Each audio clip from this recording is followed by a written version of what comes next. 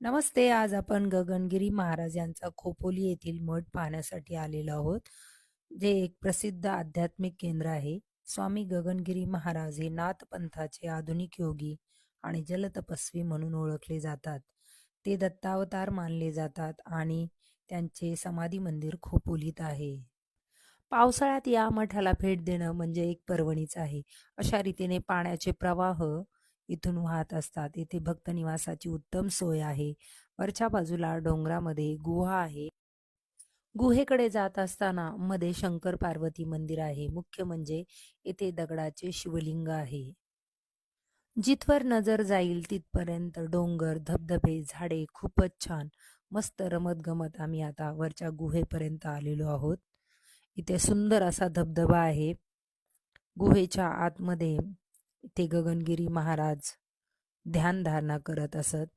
या पावसाळ्यात या मठाला नक्की भेट द्या. धन्यवाद.